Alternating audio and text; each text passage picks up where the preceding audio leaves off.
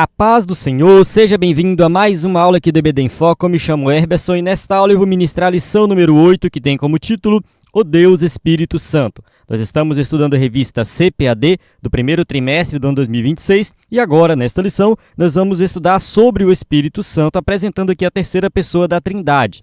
Nós estamos estudando sobre a Trindade de maneira geral. As primeiras lições aí nós falamos sobre o Pai, depois falamos sobre o Filho, e agora, nessa lição especificamente, e na próxima lição, enfim, algumas lições aí mais na frente, nós vamos falar especificamente sobre o Espírito Santo. É muito importante nós falarmos sobre esse tema por vários motivos. Primeiro, assim, que dentro do contexto pentecostal, muitos crentes associam o Espírito Santo somente à questão dos dons espirituais. É muito ligado à questão de línguas estranhas e tudo mais.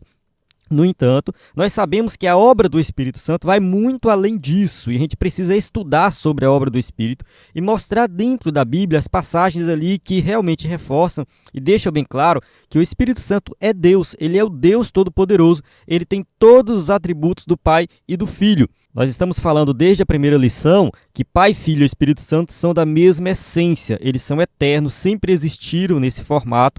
Então, assim, a Trindade é eterna e a gente precisa reforçar a divindade do Espírito Santo. Então, essa lição vem com esse propósito, com esse objetivo, e eu convido você a assistir essa aula até o final. A gente vai passar aqui em cada tópico e subtópico da revista, explicando em detalhes essa lição maravilhosa. E se você tem acompanhado as lições anteriores, você já percebeu aí que realmente é uma sequência de estudos e eu gostaria que você continuasse estudando conosco aqui. Escreva nos comentários o que você está achando da lição, escreva suas dúvidas, estamos aqui sempre lendo os comentários, respondendo na medida do possível e contamos com sua participação. Se você ainda não é inscrito no canal do EBD em Foco, se inscreva aí no canal, isso ajuda a melhorar o canal, né? Quanto mais inscritos, melhor.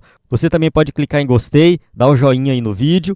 Enfim, compartilhe, isso ajuda bastante a divulgar o nosso conteúdo.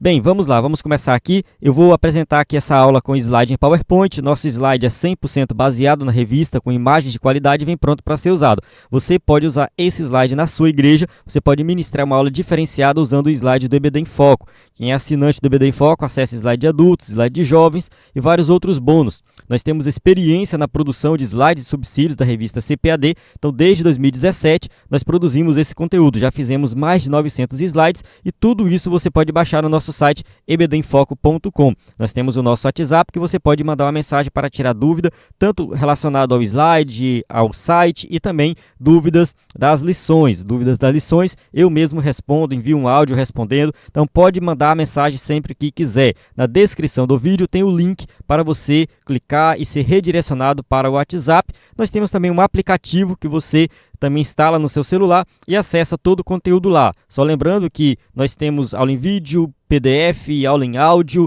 vários conteúdos de apoio, tudo isso fica disponível na nossa plataforma, no nosso aplicativo e também você pode solicitar via WhatsApp. O textório da lição diz assim: E eu rogarei ao Pai, e ele vos dará outro Consolador, para que fique convosco para sempre. João capítulo 14, versículo 16. Verdade prática, o Espírito Santo é a terceira pessoa da Trindade, plenamente divino, atuando como Consolador, ensinador e santificador da Igreja. Então aqui na Verdade Prática a gente já observa o resumo da lição. O objetivo na nossa lição realmente é estudar sobre o Espírito Santo, a obra do Espírito Santo, que ele atua como Consolador, ensinador e santificador da Igreja. Então isso aqui é fundamental para nós compreendermos mais da nossa vida cristã. A leitura bíblica em classe se encontra em João capítulo 14, versículo 25 a 31, essa passagem aqui que Jesus fala que vai enviar o Consolador e nós vamos deixar para ler esses versículos durante a aula. Introdução, diz assim: O Espírito Santo é uma pessoa divina, não uma força impessoal ou uma mera influência espiritual. É muito importante a gente destacar que o Espírito Santo é uma pessoa, porque muitas seitas por aí dizem que ele simplesmente é uma força. Testemunho de Jeová é uma dessas seitas. Eles dizem que o Espírito Santo é uma força impessoal, uma ação da influência de Deus, mas não trata o Espírito Santo como uma pessoa. E nós sabemos que essa visão está errada. Nós temos que refutar essa visão, né, que o Espírito Santo é só uma força impessoal. Vamos refutar isso. Ele é o Consolador prometido que procede do Pai e do Filho. Então isso aqui a gente vai falar também durante a lição, explicar essa questão do Espírito proceder do Pai e do Filho. Ele é plenamente Deus, a terceira pessoa da Santíssima Trindade. Então a gente precisa destacar realmente que o Espírito Santo é plenamente Deus. Ele é Deus com todas as características que a gente já falou aí sobre o Pai e sobre o Filho. Esta lição discorre acerca da pneumatologia com base bíblica e teológica, evidenciando a pessoa do Espírito Santo, sua eterna divindade e suas obras maravilhosas. Então, assim, pneumatologia é o estudo do Espírito Santo, você vai encontrar isso nos livros de teologia sistemática, e aqui a ideia é nós mostrarmos que, de fato, o Espírito Santo é uma pessoa, que ele tem participação ativa na criação, participação ativa na concepção de Jesus, participação ativa no ministério de Jesus, na ressurreição, participação ativa no ministério da igreja, na pregação do evangelho, na questão dos dons espirituais, na salvação, enfim, o Espírito Santo ele participa de tudo. Então a gente precisa entender que ele realmente é Deus e ele está conosco. Tópico 1. A pessoa do Espírito Santo. 1.1. O Espírito Santo é uma pessoa. Então aqui o objetivo desse subtópico é mostrar dentro da Bíblia que realmente o Espírito Santo ele tem todas as características de uma pessoa. Ele tem sentimento, ele tem atitude, enfim, vamos falar sobre isso. O Espírito não é uma força impessoal, uma energia ou uma influência, mas o próprio Deus. Então aqui é a primeira afirmação que a gente vai mostrar dentro da Bíblia. Não é uma força impessoal, não é simplesmente uma ação de Deus que chega até nós, não, nada disso. Ele é uma pessoa da Trindade, distinto do Pai, distinto do Filho. Como nós já explicamos anteriormente, Pai, Filho e Espírito Santo são distintos, mas compõem um só Deus. O Pai é Deus, o Filho é Deus e o Espírito é Deus. Ele é a terceira pessoa da Trindade. Ele age com autonomia, exercendo funções próprias de uma pessoa. Essa questão da terceira pessoa da Trindade é teológica, é didática. A Bíblia não tem a palavra Trindade, a gente sabe sobre isso, e também a Bíblia não classifica como primeira, segunda e terceira pessoa. Teve uma lição aí no passado que eu mostrei, dentro da própria lição, vários versículos em que a ordem em que aparece o Pai, Filho e Espírito Santo não é obrigatória. Não precisa ser o Pai primeiro, o Filho segundo, o Espírito Santo em terceiro. Tá? Tem várias passagens bíblicas que mudam essa ordem. Às vezes vem o Filho primeiro, o Pai em segundo, às vezes vem o Espírito em primeiro. Então, assim, muda muita coisa nessa ordem. Então, assim, a gente usa a primeira, segunda e terceira pessoa por questões didáticas para facilitar o estudo, organizar o estudo. E isso é importante falar porque na nossa sociedade o terceiro é sempre o menos importante. O primeiro é o primeiro lugar, o mais importante, é o que ganha medalha de ouro, é o campeão. Então tudo que a gente fala que é primeiro geralmente tem um destaque maior. O segundo, obviamente, seria inferior ao primeiro e o terceiro inferior ao primeiro e ao segundo. Isso é algo do nosso cotidiano. No entanto, dentro da economia da Trindade, quando a gente fala primeira, segunda e terceira pessoa, a gente não está colocando em níveis, como se um fosse superior ao outro. É só por questões didáticas, já explicamos bastante sobre isso nas aulas anteriores, que não existe uma hierarquia, mas eles são da mesma essência, eles têm o mesmo poder, estão no mesmo patamar. Ele tem propósito, mente e consciência, o que comprova sua racionalidade, Romanos 8:27, e aquele que examina os corações sabe qual é a intenção do Espírito, e é ele que, segundo Deus, intercede pelos santos. Essa passagem aqui de Romanos 8:27, lendo só esse versículo isolado, ele fica um pouco fora de contexto. Recomendo você ler o versículo anterior, que fala justamente ali que o Espírito Santo intercede por nós com gemidos inexprimíveis, ele está conosco em nossas fraquezas.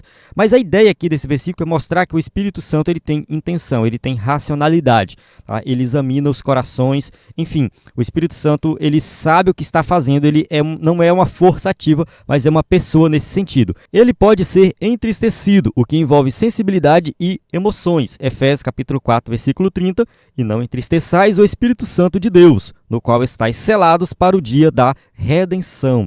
Então aqui deixa bem claro que o Espírito Santo ele tem sentimento, ele pode ficar triste, ele pode ficar alegre. Então, assim, nós temos que entender que isso aqui é a característica de um ser divino, de um ser todo-poderoso, de uma pessoa. Ele ensina e faz lembrar, o que demonstra inteligência e comunicação consciente. João 14:26, mas aquele Consolador, o Espírito Santo, que o Pai enviará em meu nome, esse vos ensinará todas as coisas e vos fará lembrar de tudo quanto vos tenho dito. Então observe que o Espírito Santo ele tem essa capacidade de nos ensinar, significa que ele sabe as coisas, então ele pode nos ensinar. Ele tem a capacidade de nos fazer lembrar aquilo que Jesus ensinou, que Jesus falou. Então isso aqui é uma ação do Espírito Santo, é uma atitude do Espírito Santo que ele faz em nós. Ele guia os crentes, função que exige entendimento e relacionamento. João capítulo 16, versículo 13. Mas quando vier aquele, o Espírito de verdade, ele vos guiará em toda a verdade, porque não falará de si mesmo, mas dirá tudo o que tiver ouvido e vos anunciará o que há de vir. Então o Espírito de verdade, o Espírito Santo, ele vai nos guiar, ele vai nos dizer tudo o que tem ouvido e vai nos anunciar o que há de vir. Então isso aqui é algo que envolve o quê? Entendimento, relacionamento. Então nós podemos sim nos relacionar com o Espírito Santo. Ele distribui os dons soberanamente, o que confirma sua vontade em ação. 1 Coríntios capítulo 12, versículo 11, mas um só e o mesmo Espírito opera todas essas coisas, repartindo particularmente a cada um como quer. Então, o Espírito Santo, ele reparte cada um como quer, os dons espirituais. Então, isso aqui significa vontade em ação. Ele fala com clareza, chama pessoas e designa tarefas que são ações de uma pessoa divina. Negar sua pessoa é mutilar a Trindade. Então, o Espírito Santo, ele tem essa ação dentro da igreja, uma ação prática, né, que vai designar tarefas. Vamos ler aqui Atos capítulo 13, versículo 2. E servindo eles ao Senhor e jejuando, disse o Espírito Santo: apartai-me a Barnabé e a Saulo para a obra a que os tenho chamado. Então, quem separou Barnabé e Saulo para pregar o evangelho, para serem missionários, foi o Espírito Santo. Foi o Espírito Santo que falou que era para separar eles como missionários. Então, aqui a gente já observou que realmente o Espírito Santo é uma pessoa, tem ação própria, tem vontade própria, a gente pode se relacionar com o Espírito Santo. Agora vamos para o tópico 1.2, pessoa distinta na Trindade. A doutrina da Trindade afirma que Deus é um só em essência, mas subsistem três pessoas distintas. Vamos ler aqui 1 Pedro capítulo 1, versículo 2. Eleitos, segundo a presciência de Deus Pai, em santificação do Espírito, para a obediência e aspersão do sangue de Jesus Cristo. Graça e paz vos sejam multiplicadas. Então aqui a gente observa nessa passagem que tem Pai, Filho e Espírito Santo, todos participando de forma distintas na eleição, na santificação, na salvação de maneira geral. E aqui, se você estiver assistindo pelo vídeo, você vai observar que tem aí uma imagem, né? Está aqui embaixo, um pouco pequena, que o Pai é Deus, o Filho é Deus e o Espírito é Deus. Mas o Pai não é o Filho, e o Filho não é o Pai. O Filho não é o Espírito, e o Espírito não é o Filho. O Pai não é o Espírito, e o Espírito não é o Pai. Eles são distintos, são três pessoas distintas, mas são da mesma essência, é o nosso Deus Todo-Poderoso. Se você quer entender mais sobre essa questão da Trindade, volte lá para a lição número 1. Embora o Espírito Santo compartilhe da mesma natureza divina do Pai e do Filho, sendo plenamente Deus, ele é uma pessoa distinta dentro da unidade da Trindade. Então, isso aqui está bem claro, ele é distinto do Pai e do Filho. Essa distinção do Espírito Santo é essencial para refutar heresias como o modalismo, que ensina que Pai, Filho e Espírito são apenas modos sucessivos de uma única pessoa divina. Então, o modalismo foi uma antiga doutrina lá da igreja primitiva, que existe até nos dias de hoje, né? Ali, aquele grupo Voz da Verdade, eles são modalistas. Por que eles defendem isso? Que, segundo eles, Pai, Filho e Espírito Santo são maneiras distintas da divindade se revelar. Então, primeiro a divindade se revelou como Pai, depois ela se revela como Filho, depois se revela como Espírito, mas é um ser só, não são distintos, é um ser só que se revela de formas diferentes. No entanto, isso foi rejeitado pela igreja porque eles perceberam várias passagens bíblicas que não fazia sentido com isso. Primeiro, Jesus orar ao Pai. Qual seria o sentido da oração de Jesus ao Pai, né, se ele é o próprio Pai? Então não faria muito sentido, né? A oração de Jesus ao Pai não faria muito sentido. A dependência de Jesus do Espírito também não faria muito sentido. O próprio Jesus fala, né, que o Espírito de Deus está sobre mim. Ele lê aquela passagem de Isaías e a gente vê outras passagens também reforçando isso. Então, assim, Jesus operava muitos milagres, muita coisa pelo poder do Espírito. Então, assim, se ele é o próprio Espírito, que sentido isso faria? Não faz sentido nenhum. No batismo de Jesus aparece Pai, Filho e Espírito, distintos, separados. Então, assim, o modalismo foi abandonado pela igreja, mas infelizmente muitos continuam defendendo essa ideia. Tem também o arianismo, que negava a divindade do Filho e do Espírito, e os pneumatômacos, que negavam a deidade. No caso do arianismo, a gente já falou também em algumas lições anteriores aí, com o arianismo, segundo eles, existe somente um Deus, o Pai, e o Filho é uma criação de Deus. Então ele foi criado, ele tem poder, enfim, ele tem destaque, mas ele foi criado em um momento da história, e o Espírito também tem sua divindade negada. Então eles negam por completo a divindade do Filho e a divindade do Espírito. O arianismo hoje se manifesta na sociedade através do Testemunho de Jeová. É uma doutrina antiga que foi rejeitada pela igreja, mas os Testemunhos de Jeová ainda defendem essa ideia. Porém, as Escrituras ensinam que o Espírito é enviado pelo Pai e em nome do Filho, evidenciando seu papel distinto e sua missão específica. Vamos ler novamente aqui João capítulo 14, versículo 26. Mas aquele Consolador, o Espírito Santo, que o Pai enviará em meu nome, vos ensinará todas as coisas e vos fará lembrar de tudo quanto vos tenho dito. Então, observe aqui que o Espírito ele foi enviado pelo Pai em nome do Filho. E fica bem claro que ele tem uma missão específica, ele tem um papel específico. Essa questão do papel de cada um com relação à salvação também já foi tratada em lições anteriores, mas a gente vai reforçar aqui. A gente sabe que no plano de salvação, o Pai planejou, o Filho executou e o Espírito Santo opera a salvação nos nossos corações. Cada um tem uma missão. Existe uma certa subordinação do Filho para com o Pai, do Espírito para com o Filho e para com o Pai, mas essa subordinação ela não indica inferioridade e, de acordo com alguns teólogos, ela é temporária, só enquanto executa o plano de salvação. Ela não é para sempre, para toda a eternidade. Alguns teólogos já dizem que é para toda a eternidade, mas não entenda subordinação no sentido de que é inferior, nada disso.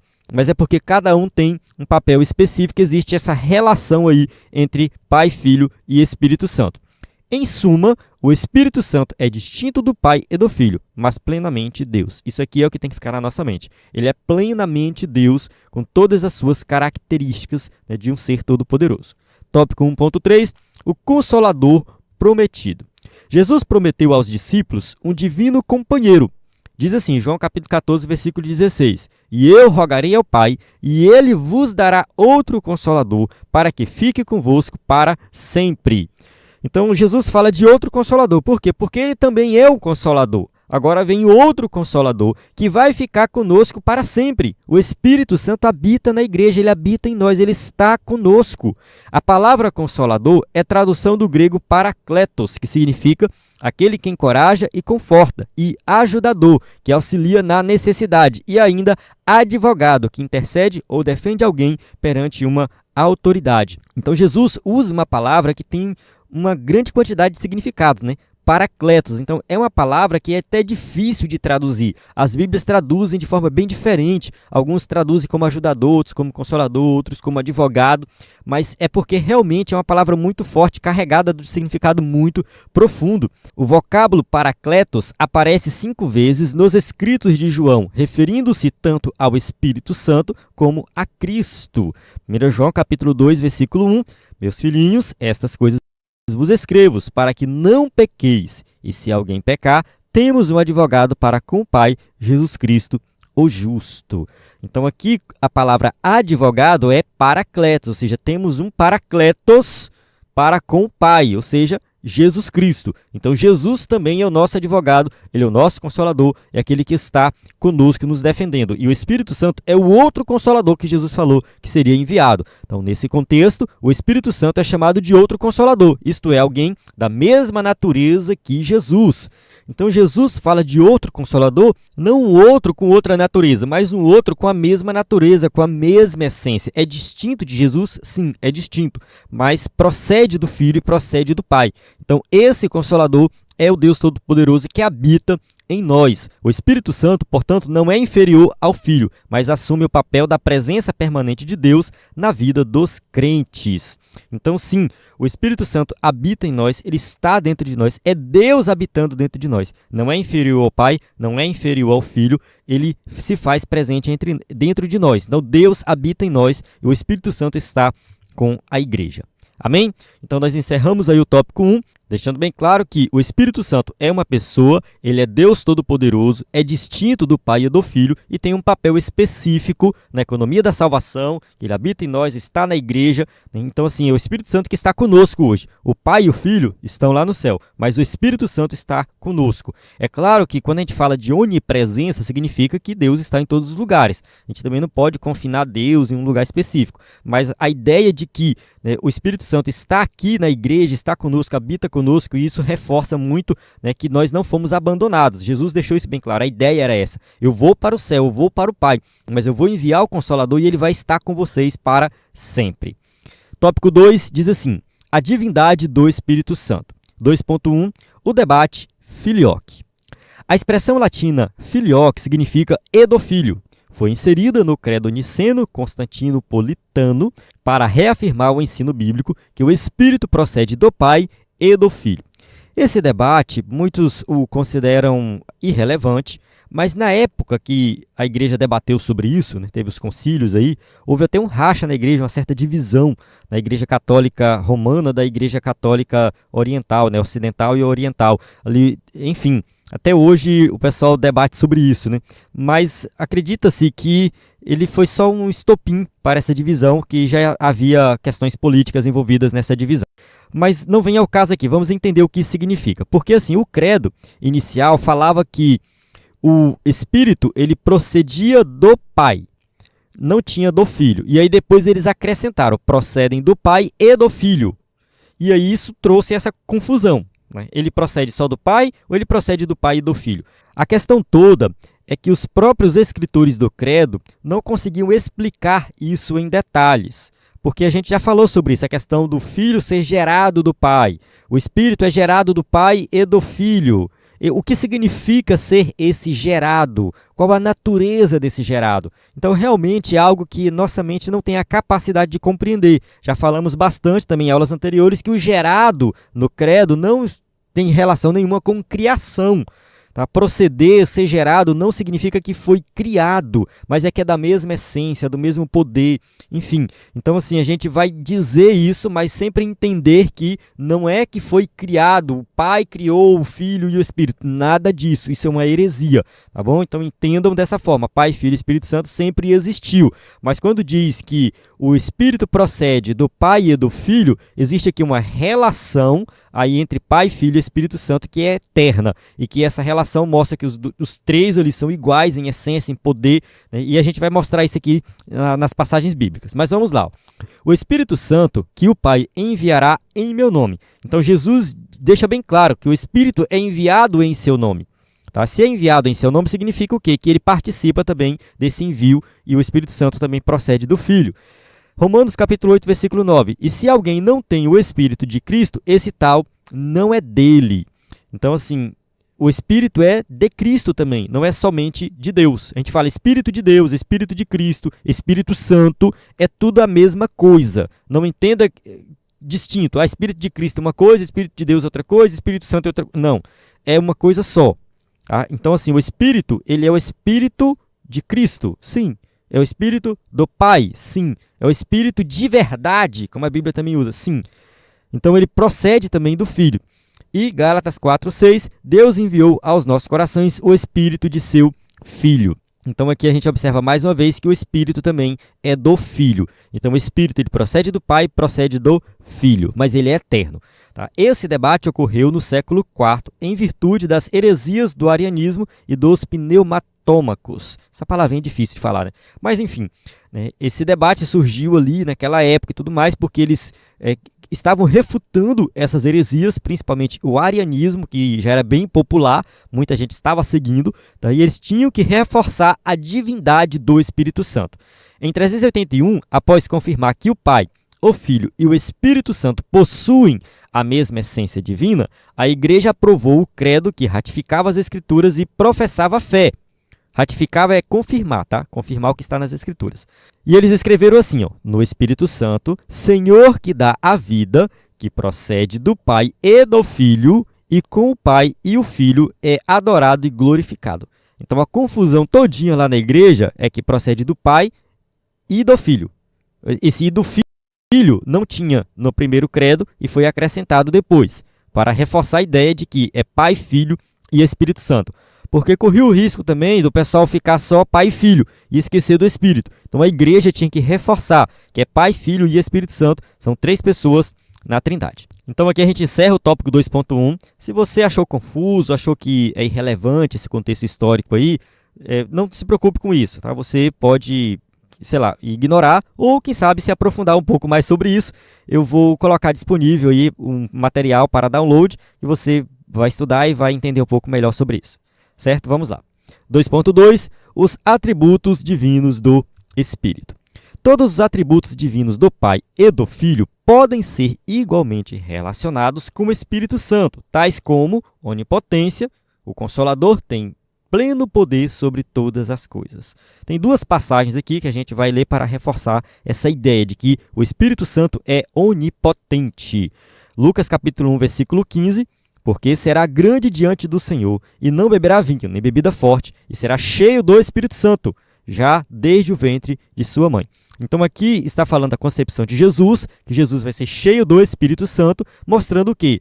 Que o Espírito Santo, ele participa ativamente ali da concepção de Jesus, a gente vai falar sobre isso daqui a pouco mais na frente, e que o Espírito Santo, ele tem poder, tá? Ele é o Deus Todo-Poderoso. Romanos capítulo 15, versículo 19, pelo poder dos sinais e prodígios e pelo poder do Espírito de Deus, de maneira que desde Jerusalém e arredores até ao Ilírico tenham pregado o Evangelho de Cristo. Então aqui fica bem claro, o poder do Espírito de Deus. Então o Espírito Santo, ele tem poder, ele é todo poderoso. A onipotência também é uma característica do Espírito Santo. Onisciência, não existe nada além de seu conhecimento. Atos capítulo 5, versículo 3 e 4, diz assim, ó, disse então Pedro, Ananias, por que encheu Satanás o teu coração, para que mentisses ao Espírito Santo e retivesses parte do preço da herdade? Guardando-a, não ficava para ti, e vendida, não estava em teu poder? Porque formaste este desígnio em teu coração, não mentiste aos homens, mas a Deus. Então aqui nessa passagem a gente tem aquele episódio de Ananias e Safira, que eles resolvem levar alguma vantagem ali na igreja, né? Venderam a propriedade, deram metade, falaram que deram tudo. Então assim, eles mentiram ao Espírito Santo. E o Espírito Santo revelou isso. Né? Isso aqui a gente tira 2 verdades. Primeiro, que nada foge do conhecimento do Espírito Santo. Ele é onisciente, ele sabe de todas as coisas. E segundo, que o Espírito Santo é Deus. Porque Pedro confirma isso mais na frente. Você não mentiu aos homens, mas mentiu a Deus. Então, assim, inicialmente ele disse que ele mentiu ao Espírito Santo. E no final ele disse que mentiu a Deus. Mostrando o quê? Que o Espírito Santo é Deus. Então, mentir ao Espírito é mentir a Deus. Foi o que ele fez. Então, aqui a gente observa 2 verdades. A onisciência e a divindade do Espírito Santo. Isso fica bem claro aqui nesse texto. Onipresença. Não há lugar algum onde se possa fugir da sua presença. Eu não coloquei essa passagem aqui, questão de espaço no slide, mas é uma passagem bem conhecida, né? O salmista fala, para onde me fugirei do teu Espírito? Então, assim, o Espírito Santo também é onipresente, ele está em todos os lugares. Eternidade, ele não passou a existir no Pentecostes, pois estava presente no ato da criação. Então, tem gente que pensa que o Espírito Santo só passou a existir ali no Pentecostes. Não! Desde toda a eternidade ele sempre existiu. Hebreus 9,14 eu não coloquei aqui no slide, mas fala do Espírito eterno. E Gênesis capítulo 1, versículo 1 e 2 diz assim, ó, no princípio criou Deus os céus e a terra era sem forma e vazia, e havia trevas sobre a face do abismo, e o Espírito de Deus se movia sobre a face das águas. Então lá na criação estava o Espírito de Deus. Então o Espírito Santo, ele é eterno, ele sempre existiu, e ele participou ativamente da criação. Esses atributos absolutos são exclusivos da divindade. Tais virtudes são, de modo inequívoco, evidências da deidade do Espírito Santo. Então, assim, fica bem claro que o Espírito Santo é divino, é um ser todo-poderoso, ele não é inferior ao Pai, ele não é inferior ao Filho, ele é o Deus que nós adoramos e servimos. Essas características lhe são inerentes, não lhe foram agregadas nem conferidas, ou seja, não foi dado ao Espírito Santo essas características, são inerentes, sempre pertenceu ao Espírito. O Espírito sempre foi onipotente, onipresente, onisciente, sempre foi o Deus Todo-Poderoso. A terceira pessoa da Trindade possui a mesma essência do Pai e do Filho. Então a gente precisa entender isso. Pai, Filho e Espírito Santo são da mesma essência, do mesmo poder, enfim, com todas as características que um tem e o outro também tem. Tópico 2.3, os símbolos do Espírito. Os principais símbolos representativos do Espírito Santo são fogo, utilizado para retratar o batismo no Espírito, simboliza a pureza, a presença e o poder de Deus. Atos capítulo 2, versículo 3 diz assim: e foram vistas por eles línguas repartidas como que de fogo, as quais pousaram sobre cada um deles. É claro que essa questão de línguas como que de fogo aqui é um pouco difícil de compreender, né, o que significa a palavra fogo, mas o escritor da revista faz essa ponte aqui com o Espírito, né, mostrando que o fogo também é símbolo do Espírito. Isso pode ser polêmico? Pode, mas, enfim, faz parte do contexto aqui, né? O fogo estava presente. Como que esse fogo estava presente? Como que eram essas línguas como que de fogo? Será que o fogo aqui representava o Espírito? Não está claro no texto, né? Mas o escritor da revista adotou essa ideia de que também o fogo é um símbolo do Espírito. Outro símbolo é a água. O Espírito flui da palavra como águas vivas que refrigeram o crente e o revestem de poder. João capítulo 7, versículo 37 a 39. E no último dia, o grande dia da festa, Jesus pôs-se em pé e clamou dizendo: se alguém tem sede, venha a mim e beba. Quem crê em mim, como diz a Escritura, rios de água viva correrão do seu ventre. E isto disse ele do próprio Espírito, que havia de receber os que nele crescem, porque o Espírito Santo ainda não fora dado, por ainda Jesus não ter sido glorificado. Então, durante o seu ministério, Jesus ele fala que quem crer nele, rios de água viva correrão no seu ventre. E o texto explica o que são esses rios. Se refere ao Espírito. E isto, disse ele, do Espírito que havia de receber os que nele crescem. Então, todos que creem em Jesus como Salvador têm o Espírito Santo. E isso é representado aqui através de água que flui dentro de nosso ser. Então, a água também é um dos símbolos do Espírito. O vento é um outro símbolo, né? Se refere à natureza invisível do Espírito. No Pentecostes, é representado pelo som como de um vento. João capítulo 3, versículo 8, a conversa de Jesus ali com Nicodemos. O vento assopra onde quer, e ouves a sua voz, mas não sabes de onde vem, nem para onde vai. Assim é todo aquele que é nascido do Espírito. Então aqui o vento também usado nesse sentido, apesar de que, do meu ponto de vista, né, ele está associando o vento aqui não ao Espírito, mas àquele que é nascido do Espírito, né? Mas, enfim, vamos relevar também essa questão aqui do escritor da revista, né? Então, assim, a gente pode procurar outras passagens bíblicas que usa o vento para se fazer referência ao Espírito Santo. Não estou lembrado de nenhuma aqui nesse momento. Talvez tenha alguma coisa no Antigo Testamento, não lembro. Mas, enfim, né, se você lembrar de alguma outra passagem bíblica que usa aí a referência ao Espírito Santo como um vento, você pode citar. Não veio na minha memória agora, mas pode ser que tenha. Essa passagem aqui eu vejo uma referência assim, que o vento é comparado a todo aquele que é nascido do Espírito. O Espírito está relacionado também, né? De certa forma, o Espírito também está envolvido.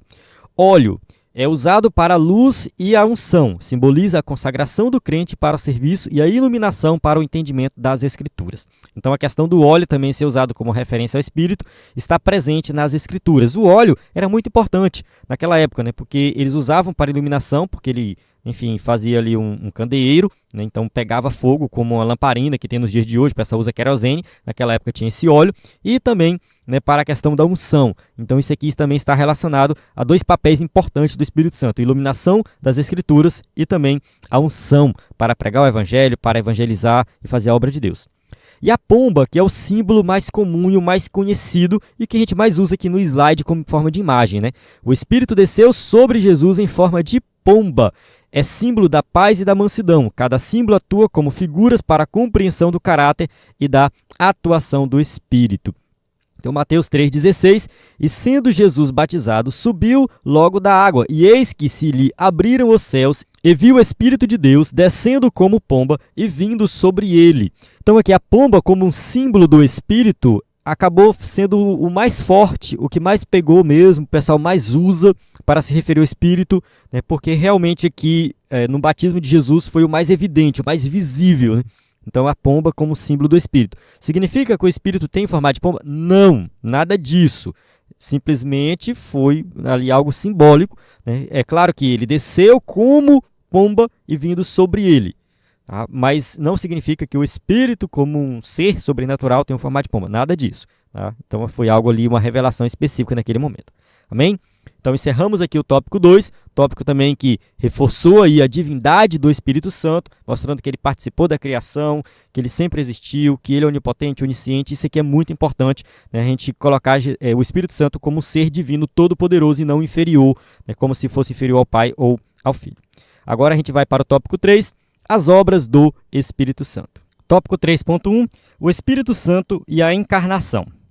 A encarnação do Filho de Deus revela o papel do Espírito como o agente divino na concepção de Jesus. Lucas capítulo 1, versículo 35 diz assim: Descerá sobre ti o Espírito Santo, e a virtude do Altíssimo te cobrirá. O santo que de ti há de nascer será chamado Filho de Deus.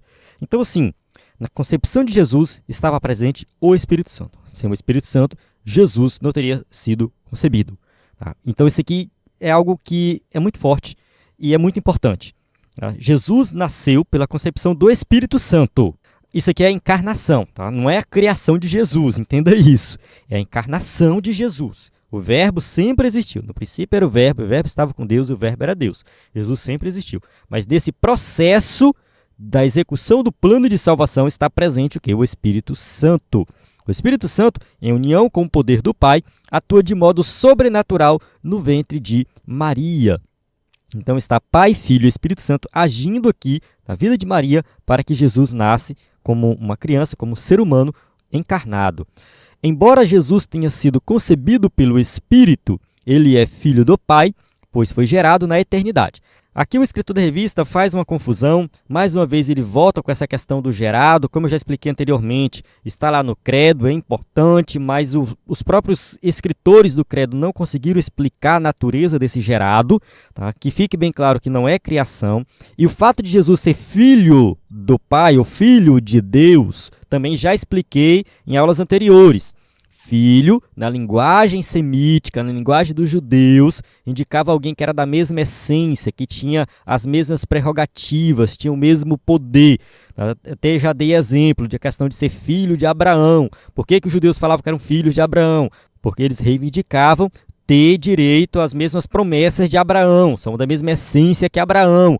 Então, ser filho do Pai não significa ser gerado, mas que realmente é da mesma essência, do mesmo poder, está igual com o Pai. Tá? Os judeus entendiam isso quando Jesus falava que ele era filho de Deus, tá? Filho de Deus se fazendo igual a Deus. Mas vamos ler as passagens aqui que reforçam a ideia de que Jesus sempre existiu. Mateus capítulo 1, versículo 18. Ora, o nascimento de Jesus Cristo foi assim, que estando Maria, sua mãe, repousada com José, antes de se ajuntarem, achou-se concebido do Espírito Santo. Então aqui a gente vê a passagem que Jesus foi concebido pelo Espírito Santo, reforçando o que a gente já leu anteriormente. E Miqueias, capítulo 5, versículo 2, E tu, Belém Efrata, posto que, pequena entre os milhares de Judá, de ti me sairá o que governará em Israel, e cujas saídas são desde os tempos antigos, desde os dias da eternidade. Então aqui é uma profecia que fala do nascimento do Messias, que vai nascer um dia, que vai governar Israel, mas que ele é desde os tempos antigos, desde os dias da eternidade, ou seja, ele sempre existiu. Ele não vai nascer num ponto específico, mas ele sempre existiu, ele é eterno. O evento é uma ação trinitária, o evento da concepção de Jesus. O Pai envia o Filho, que está lá em Gálatas capítulo 4, versículo 4. O Filho assume a forma humana, Filipenses capítulo 2, versículo 7, que a gente estudou também na aula anterior. Então aqui o Filho assume a forma humana, ele que encarna. Quem encarnou foi o Filho, não foi o Pai, nem foi o Espírito. E o Espírito realiza o milagre da concepção, Mateus 1, 20. Então assim, Pai, Filho e Espírito agindo aqui na encarnação, executando o plano de salvação. A divindade do Espírito é confirmada por sua participação direta na encarnação do Verbo, uma obra que somente Deus poderia realizar. Então, mais uma vez, reforçando que o Espírito Santo é divino, ele é o ser todo-poderoso. Somente um Deus todo-poderoso, somente Deus poderia fazer a encarnação do Verbo acontecer. Tópico 3.2, o Espírito Santo e a ressurreição. A vida e o poder sobre a morte são atribuições exclusivas de Deus. Somente o Deus todo-poderoso tem poder sobre a vida. João capítulo 5, versículo 21. Pois assim como o Pai ressuscita e vivifica os mortos, assim também o Filho vivifica aqueles a quem quer. Tá? Então, assim, a vida pertence a Deus, é Ele que ressuscita, é Ele que vivifica os mortos. Nesse sentido, a ressurreição de Cristo é uma obra da Trindade. O Pai ressuscitou o Filho, Atos 2:24. O Filho declarou possuir poder para dar a sua vida e retomá-la. Ele próprio é a ressurreição. Então aqui João 10:18, João 11:25, ele diz: eu sou a ressurreição e a vida. O próprio Jesus entregou o Espírito lá na cruz do Calvário. Então ele tem poder sobre a vida. E o Espírito Santo é o agente vivificador, como está aqui em Romanos 8:11. E se o Espírito daquele que dos mortos ressuscitou a Jesus habita em vós, aquele que dos mortos ressuscitou a Cristo também vivificará o vosso corpo mortal pelo seu Espírito em que vós habita. Então, Paulo deixa bem claro que o Espírito Santo ressuscitou Jesus. Então, assim, nós temos assim, 3 opções aqui. O Pai ressuscitou o Filho, Atos 2:24, o Espírito ressuscitou o Filho e o próprio Filho é dono da vida. Ou seja, a ressurreição é uma obra da Trindade. Né? Pai, Filho e Espírito Santo atuando em conjunto nessa obra maravilhosa que é a ressurreição do Filho. Paulo atribui ao Espírito Santo a ação direta na ressurreição e afirma: esse mesmo Espírito habita nos crentes, garantindo-lhes a ressurreição final, uma ação que apenas Deus é capaz de executar. Então, sim, o Espírito Santo ele vai participar também da nossa redenção final. Tá? Ele habita nos crentes e essa é a garantia de que um dia nós vamos ressuscitar, vamos subir para o céu e morar no céu com Deus. A atuação do Espírito nessa obra comprova sua plena divindade. Então, mais uma vez, reforçando a divindade do Espírito Santo e a participação ativa do Espírito Santo no plano de salvação. O Espírito Santo não é somente para convencer a gente do pecado, não é somente para dar dons espirituais. Não, ele participou ativamente da concepção de Jesus, do ministério de Jesus, da ressurreição de Jesus. Enfim, né, ele está conosco e vai participar da ressurreição dos mortos e o arrebatamento da igreja. Também tudo isso está envolvido a presença do Espírito Santo.